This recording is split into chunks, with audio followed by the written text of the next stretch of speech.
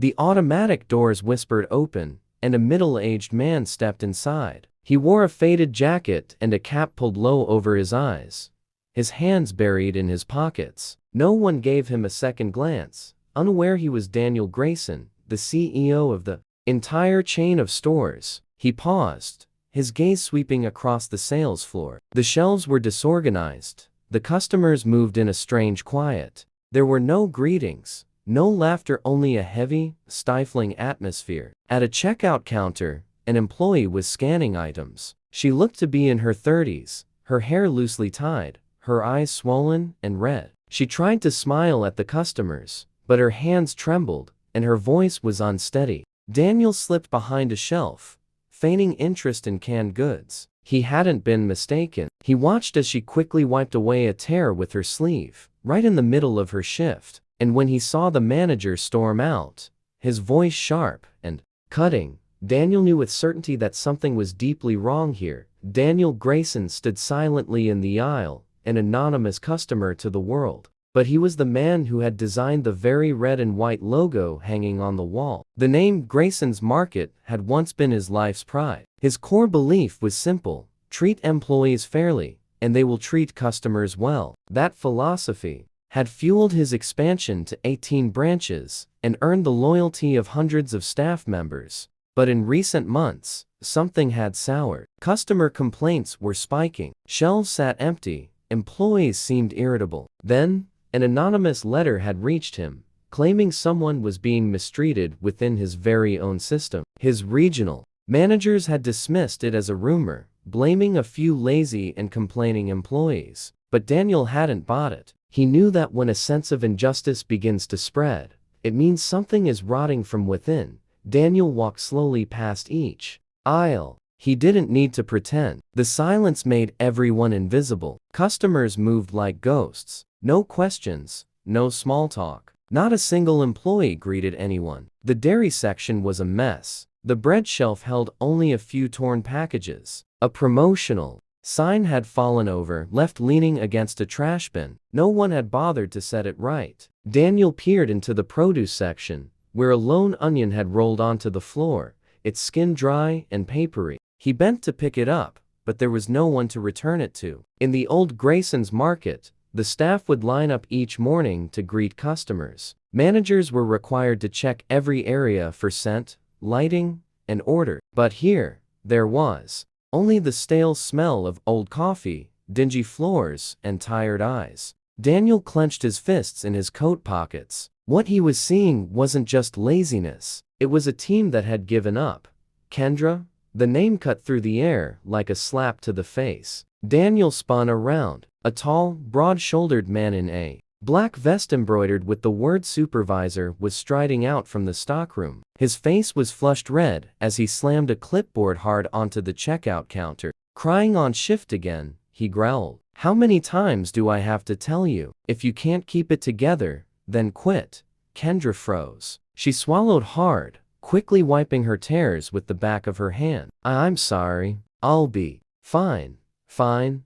The supervisor, Troy, lowered his voice, glaring at her menacingly. You've already taken 2 days off this month. Don't be surprised if your shift next week disappears entirely. Kendra gave a faint nod, her red-rimmed eyes cast down. No one defended her. No one dared to step in. Daniel stood behind the shelf, his chest tightening. This wasn't firm management. This was open intimidation, and he had never allowed that. In his company, after Troy retreated into his office, the air remained heavy, as if a storm had just swept through. Kendra tried to stand tall, taking a deep breath before resuming her work. She repeated, "Thank you," like an automaton, her voice still trembling, her hands shaking as she handed over receipts. Daniel didn't take his eyes off her. He pretended to rearrange a few cans, but his gaze remained fixed on checkout lane 4. She didn't scream or push back. She just silently braced herself to keep from falling apart. As the line of customers thinned, Kendra leaned against the counter,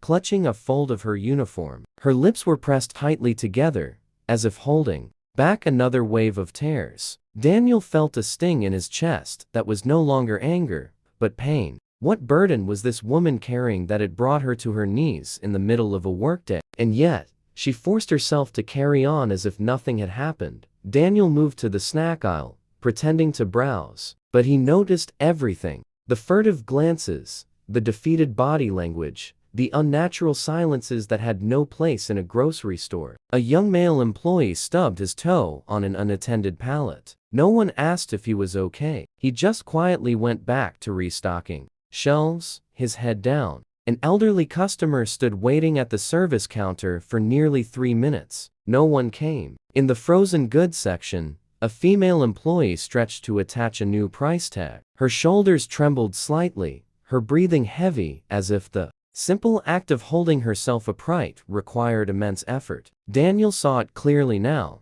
This was a team operating without hope. No one said it aloud, but their exhaustion was palpable in their eyes, their posture, in the unconscious sighs that escaped their lips. This was no longer just an underperforming store. This was a place where people had stopped believing their work mattered. Daniel shivered. He understood now. The problem ran far deeper than he had imagined. Daniel walked slowly to the housewares aisle and picked up a cheap aluminum pan. His mind, however, was elsewhere, replaying a meeting from just a few weeks ago. On the conference table, amidst stacks of colorful reports and sales charts, had sat a plain brown envelope with no return address. Inside, a few hastily scrolled lines. Someone in the store is being pushed to the edge. You should look into it before it's too late. The regional directors had scoffed. One had said, probably some Gen Z kid sulking because they didn't get a raise. Another chimed in, employee whining is a weekly occurrence. If we paid attention to every complaint,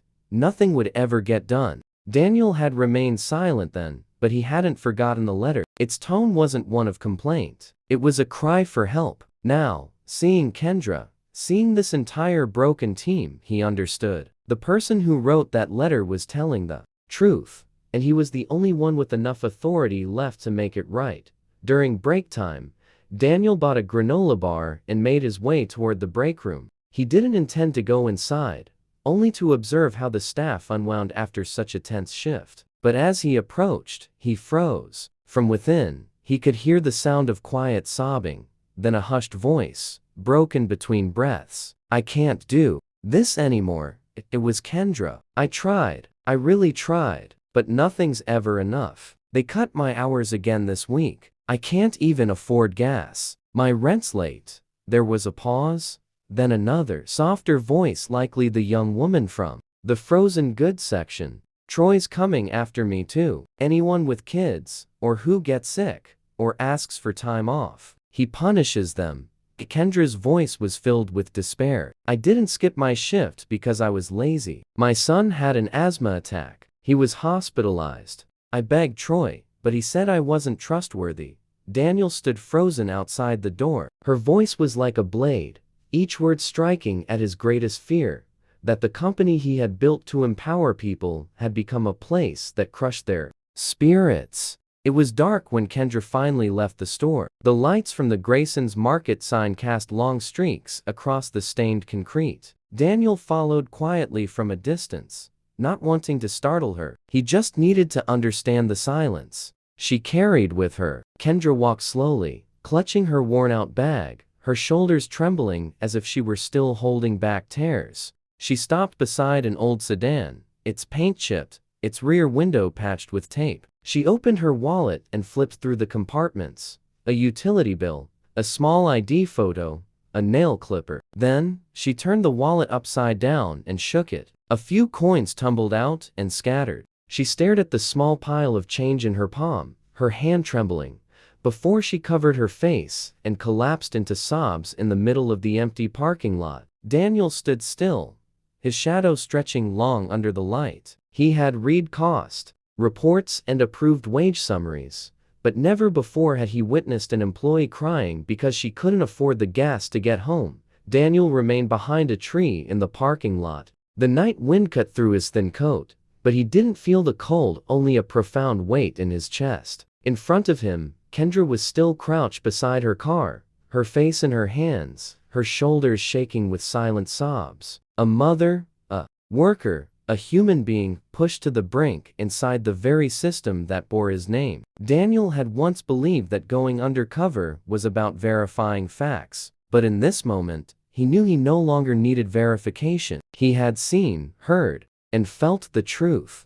As Kendra finally wiped her tears, opened her car door, and started the engine, its feeble rumble, followed by a faint puff of smoke, Daniel closed his eyes for a moment. He couldn't leave this place until he had uncovered the whole story. Tomorrow, he would return as a part-time worker, not to find faults, but to protect those who were being drowned in silence. The next morning, Daniel arrived early, dressed in a fresh uniform with a temporary name tag pinned to his chest. Dan, probationary. Staff. No one paid him any mind, and no one greeted him. He was assigned to restock shelves in the dry goods section, next to a skinny young man with glasses and messy brown hair. "Welcome, newbie," the young man said without looking up. "I'm Marcus, and don't ask why people don't talk much. It's just less trouble that way." Daniel offered a faint smile. The kid was sharp. While they arranged boxes of cereal, Daniel asked quietly, "How long have you worked here?" 2 years. But it's never felt this heavy before. Not like the last few months.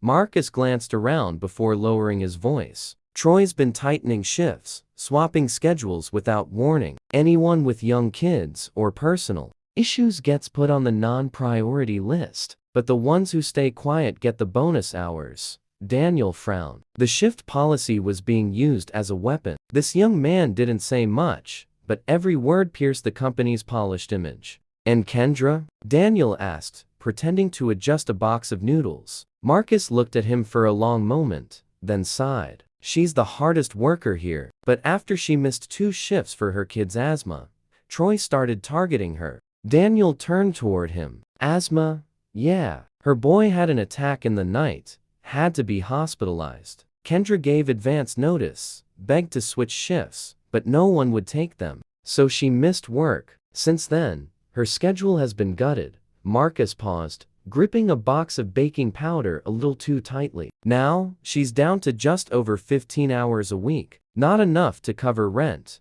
let alone her son's medication." Daniel's hand tightened on the cart handle. 15 hours. That figure had crossed his desk. He had signed off on it, believing it was just an efficiency measure at store number 7. Now, he knew that number was a family's lifeline, and he had unknowingly allowed a ruthless manager to slice it apart. At the end of the evening shift, Daniel found an opportunity to approach the side office that housed the store's internal computer system. As the night crew began their handover, he took advantage of the brief shift change to log into the system using a technical support account, an access level he had never used, but had always kept for emergencies. The screen loaded the store's shift schedule for the past 3 months. He typed in Kendra Owens. A chart appeared, week by week. First month, 32 hours per week. The next, 24 hours. Most recent, 15 hours. This week, 9 hours. He clicked over to internal notes. A single line popped up,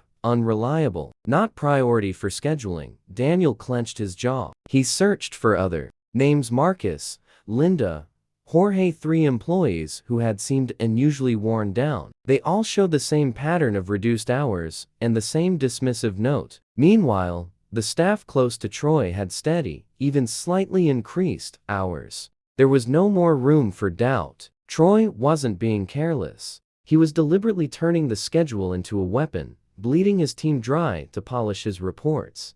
That afternoon, Daniel walked to the manager's office and knocked softly 3 times. From inside, he heard the sound of tearing paper and faint country music. "Come in."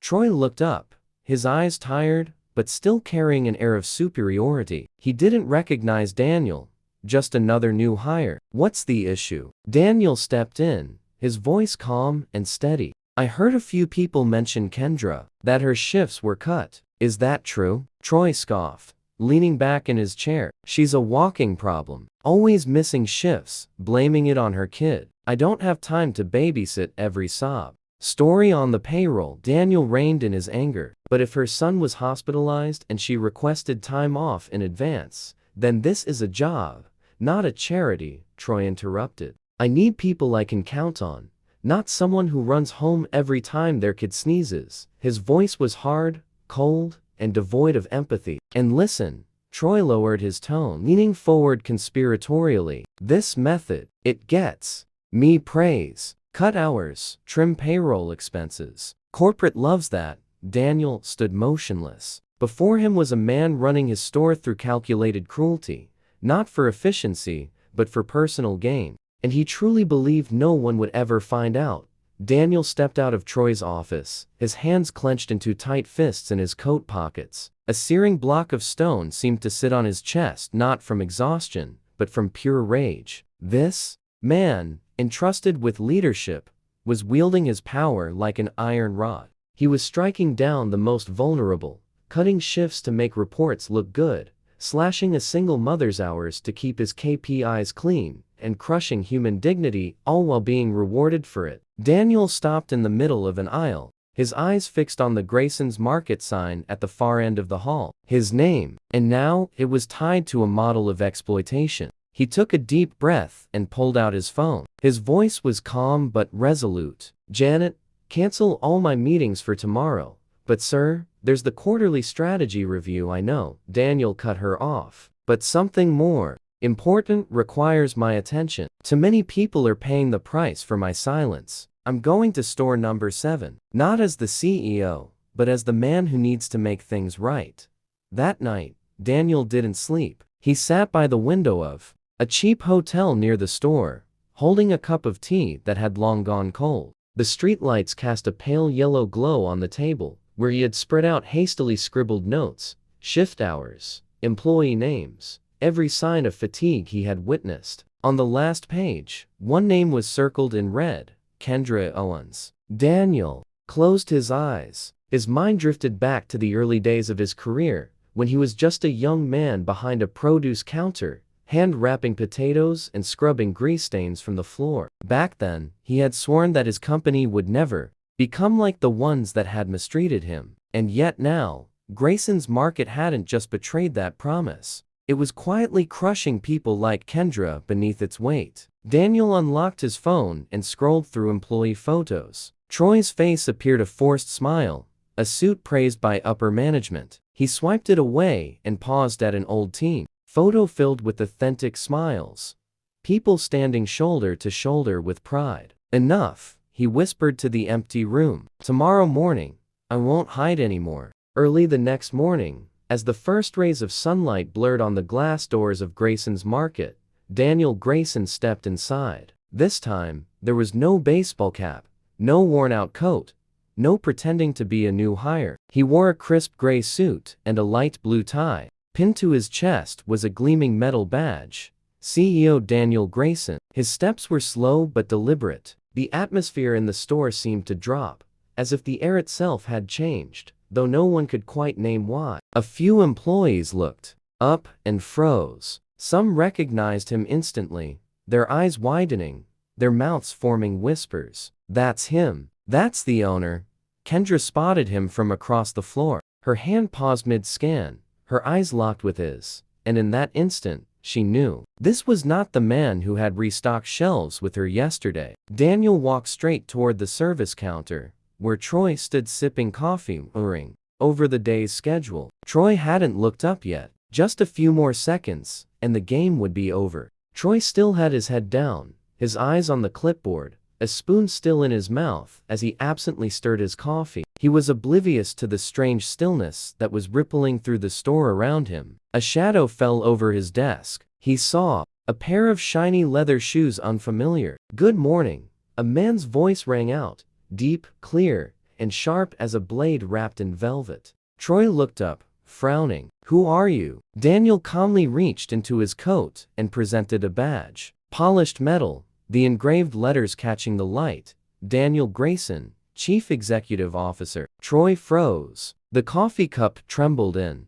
his hand. His lips moved, but no sound came out. "Wait, you..." "Yes," Daniel said firmly. "I'm the one who heard everything, saw everything. And now, I'd like a word with the manager of this store." Troy's face shifted from confusion to stark fear. He glanced around desperately. His employees had stopped working and were now watching in silence. No one smiled. No one was coming to his rescue. Daniel stepped forward, his voice dropping, but it hit like steel. "We need to talk about how you've been treating my people." Troy took half a step back, but no excuse came fast enough to shield him. His face had gone pale. "Sir, there must be a misunderstanding. I was only trying to keep the store running, cutting the hours of a mother with a sick child," Daniel said coldly. "Is that your idea of keeping it running?" The air in the store grew colder. Around them, employees stopped what they were doing. Marcus looked up from the shelves. Kendra held her breath behind the counter. "You know, which of your employees are barely getting by?" Daniel went on, his voice unyielding. "And instead of helping them, you punish them." Troy attempted a nervous smile. "I was just optimizing costs. The monthly budget comes down from." "Enough," Daniel cut in. He took a deep breath. "I didn't come here to argue." He held out his hand, palm open and steady. "I came to take back the keys." Troy stood frozen, his eyes darting around, hoping anyone would intervene. No one moved. Slowly, he pulled the key ring from his pocket and placed it in Daniel's open hand. "You're making a mistake," he said through clenched teeth. "These people, they just want to be coddled. None of them want to actually work." Daniel looked him straight in the eye. "They have been working, just under a weight you've never had to carry." Right after Troy left, Daniel turned to face his employees, their faces a mixture of shock, uncertainty, and fear. "I need to meet with all of you in 10 minutes. In the break room, no one objected. No one asked why. They simply put down what they were holding and followed. The break room had never been this full. Some stood, some sat, others leaned against the walls, their hands still dusty from stocking shelves. The air was thick with a mixture of hope and hesitation. Daniel stood before them, without a podium or a microphone. He began slowly. "I am the founder of Grayson's Market, and I have failed in the one thing that matters most: making sure you are treated with respect." The room went utterly still. A few eyes shimmered with unshed tears. Kendra stood in the corner, her arms wrapped tightly around her elbows. Daniel continued, his voice firm. "I've seen what's been happening here. I've heard it. And I believe you. Starting today, how we run this place is going to change. And that change begins with me asking one of you for help." He turned his gaze toward Kendra. "If you're willing, I would like you to step up as the assistant manager of this store." The break room felt frozen in time. Kendra stood motionless, her eyes flicking around the room as if Daniel must have mistaken her for someone else. She swallowed hard, her fingers clutching the edge of her uniform. "Me?" she whispered, her voice laced with disbelief. Daniel nodded, his gaze unwavering. "I want you to be the assistant manager, officially, with full authority and my full trust." Soft murmurs rippled through the room. A few staff members exchanged glances. Someone whispered, "It's really her." Kendra shook her head slightly, her voice barely a breath. I've been written up. They said I wasn't reliable. I cried in front of customers." Daniel offered a gentle smile. "And you still stood back up. You've worked through pressures no one should ever have to face. You supported your teammates, stayed respectful to customers, and never gave up. The title I'm offering you today is just making official what you've already proven." Kendra bit her lip, her eyes welling with tears, her whole body tense as if about to crumble. But when her voice came, it was steady. "If you believe in me, I'll try." Daniel nodded, his voice warm but firm. "Don't try it, Kendra. You've already done it. Now, just keep going." The door to the manager's office clicked shut behind Kendra. She stood still for a moment, not out of fear, but because she didn't know where to begin. The room still carried traces of Troy, stale coffee, cheap cologne, and something else, an intangible, oppressive coldness. Kendra sat down in the swivel chair. Her back sank into the worn leather, and one wheel creaked softly beneath her. In front of her was the office computer. She opened the shift schedule, and as she did, her expression began to change. The injustices appeared line by line. Linda, 10 p.m. to 6 a.m. 5 nights in a row. Jorge, 1 p.m. to 10 p.m., then back again at 7 a.m. the next day. Cassie, no assigned shifts, with a note: Frequent leave requests due to childcare. Kendra frowned and pulled up more records. The schedules were punitive. Back to back. Misaligned hours that force people into time blocks where they couldn't care for their kids, couldn't study, couldn't live. It hadn't just been her. Troy had manipulated the entire system. Kendra sat in silence, her heart pounding. Then she whispered, "He didn't just hurt me. He hurt the whole team." Kendra tore her eyes from the screen. She leaned back, took a deep breath, and then straightened up again. On the desk lay Troy's old notebook, filled with red ink scribbles. Cut Linda's shifts, complains too much. Cassie equals troublesome. Jorge not eligible for prime hours. Kendra closed the notebook and pushed it aside. She opened a blank page in the scheduling software and started over. The first line she typed, prioritize single mothers with consistent morning shifts. Then, limit consecutive night shifts to no more than 3 days. And if employees have classes or family duties, notify early, and we will adjust. She typed each line slowly but firmly, every click a repair to a system that had collapsed. Kendra knew it wouldn't be easy. There would be understaffed days and difficult customers. But if you wanted to keep good people, you had to start by respecting the lives they lived outside their uniforms. At the bottom of the new schedule,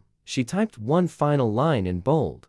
Any concerns about shifts? Come see me directly. My door is always open. She looked up through the office window. Staff moved across the floor as midday sunlight streamed in. And for the first time, she saw hope in this place. That afternoon, Kendra sent an internal message. Staff meeting in the break room, 5 minutes before the last shift. No one knew what was coming, but everyone showed up. The room felt different. No Troy, no slamming clipboards, no scowls or narrowed eyes. Just Kendra, standing at the front, her hands still a little chalky from her work on the shelves. She looked around the room. Many sat hunched over, some stood with their arms crossed, others just waited cautiously. Kendra began, her voice still a bit shaky, but clear. I know these past few weeks have been hell. I used to think that staying quiet was the only way to survive. She paused, swallowing hard. But I was wrong, and I'm sorry. Not just for staying silent,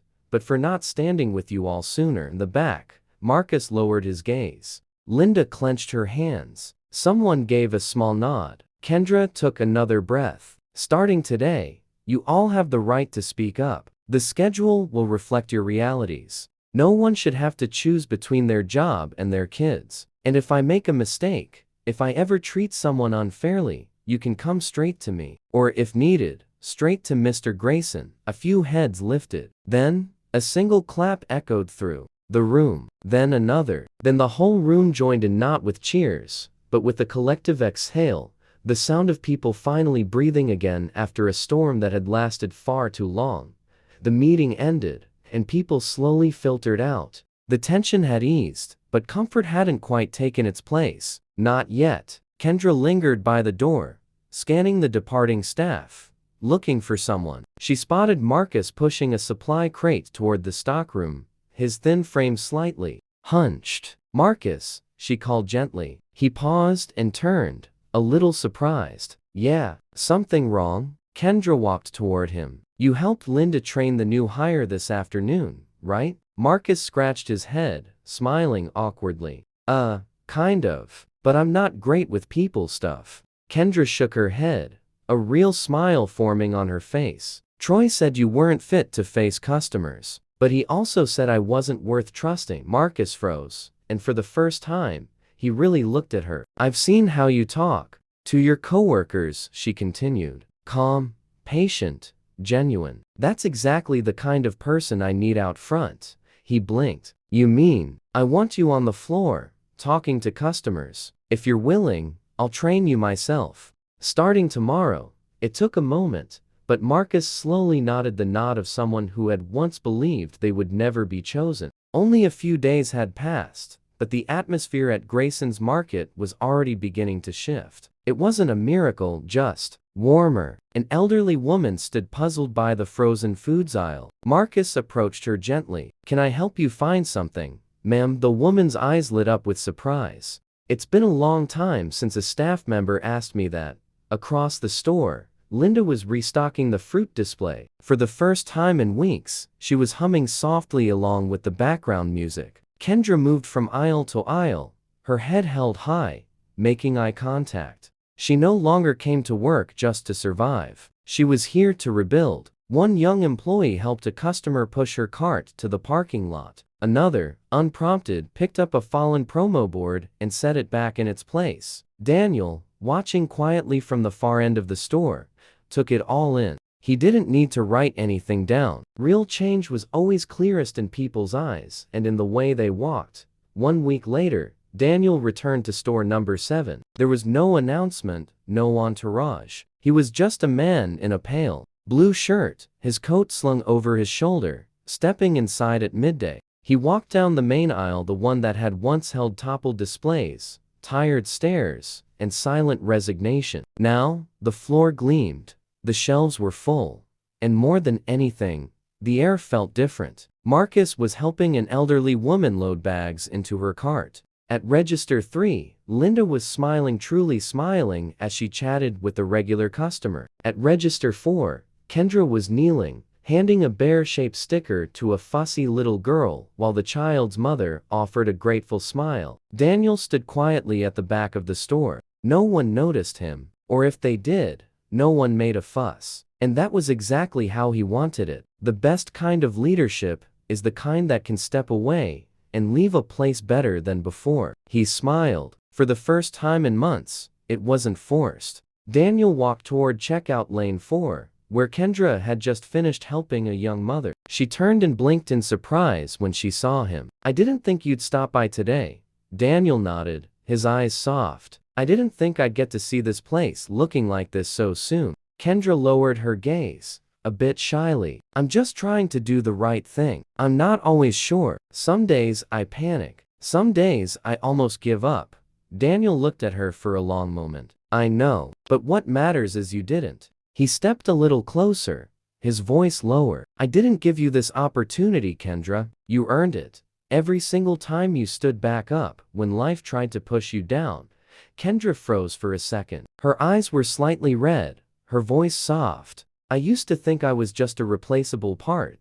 "No," Daniel shook his head gently. "You're the reason I still believe this company is worth fighting for." In that moment, amid the passing customers, there was no background music. No slogans, just two people, shaped by different pressures, now standing side by side in shared understanding. Kendra closed the office door behind her, the evening sunlight filtering through the plastic blinds. It was still Troy's old office, but the air no longer felt oppressive. She sat at the desk, but didn't turn on the computer right away. Instead, she took a blank sheet of paper and taped it to the wall above the monitor. In bold strokes, she wrote her first rule: schedules exist to support, not to punish. Beneath that, she added more: listen first, adjust later. Every hour worked is a piece of someone's life. Never let anyone cry for fear of losing their job. Good people don't need control, just trust. She paused, took a deep breath, and looked at the sheet. Then she glanced at her own reflection in the locker mirror, her hair neatly tied, her uniform crisp. Her eyes were still a little tired, but she was no longer the same woman who once trembled at the checkout lane. Kendra smiled, softly but genuinely. No fancy title or recognition was needed, just a quiet promise to herself that no one on her team would ever feel alone again. At the end of the day, the glass doors closed softly behind the last customer. Inside, the warm lights dimmed into rest mode. Kendra stood at checkout lane 4, the front line that had once tested every ounce of her strength. She looked around. Marcus was showing a new hire how to check inventory. Linda was folding her uniform, waving goodbye to her teammates. Daniel was no longer there, but she knew he was watching from somewhere, like a father who had just passed the keys to the next generation. Kendra exhaled gently. She turned, flipped off the counter light, and stepped out through the front doors. On the way home, she stopped at the gas station. This time, her wallet wasn't empty, and her hands didn't shake. She filled the tank, got back in her car, and looked at her son sleeping peacefully in the back seat. A quiet smile spread across her face, not because she had earned a title, but because she had refused to give up. A calm, Steady voiceover echoed, low and warm. Sometimes, changing a whole system starts by listening to just one person. And sometimes, the strongest among us is the one who broke down mid-shift, but still showed up the next morning. The screen faded to black. Then a final line appeared. If you saw yourself in this story, leave a single dot in the comments. We're listening.